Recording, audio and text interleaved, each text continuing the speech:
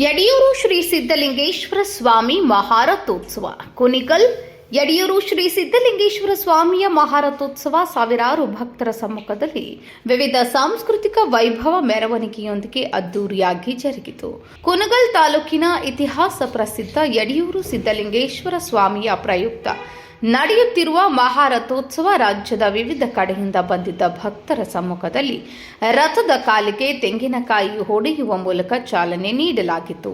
ಈ ಸಂದರ್ಭದಲ್ಲಿ ತುಮಕೂರಿನ ಸಿದ್ಧಗಂಗಾ ಮಠದ ಸಿದ್ಧಗಂಗಾ ಶ್ರೀಗಳ ಯಡಿಯೂರು ಬಳಿಹೊನ್ನರ್ ಶಾಖಾ ಮಠದ ಶ್ರೀ ರೇಣುಕಾ ಶಿವಾಚಾರ್ಯ ಸ್ವಾಮಿಗಳ ಬೆಟ್ಟಳಿ ಮಠದ ಚಂದ್ರಶೇಖರ ಸ್ವಾಮಿಗಳು, ಶಾಸಕರಾದಂತಹ ಡಾಕ್ಟರ್ ರಂಗನಾಥ್, ಅಪರ ಜಿಲ್ಲಾಧಿಕಾರಿ ತಿಪ್ಪೇಸ್ವಾಮಿ ಹಾಗೂ ತಹಸೀಲ್ದಾರ್ ಕರಿನಾಯಕ್, ದೇವಸ್ಥಾನದ ಕಾರ್ಯನಿರ್ವಹಣಾ ಅಧಿಕಾರಿ ಜಗದೀಶ್ ಸೇರಿದಂತೆ ವಿವಿಧ ಗಣ್ಯರು ಹಾಗೂ ಗದಗ, ಕೊಪ್ಪಳ ಸೇರಿದಂತೆ ರಾಜ್ಯದ ವಿವಿಧೆಡೆಗಳಿಂದ ಭಕ್ತರು ಆಗಮಿಸಿದರು.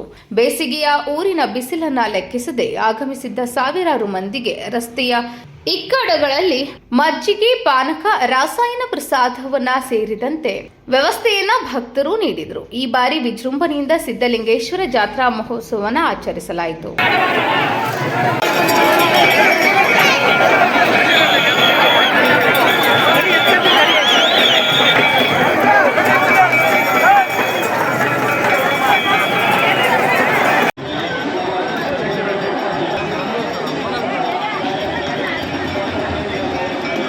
News report Dhananjay H N, Hanumapura, empower news, Kunigal.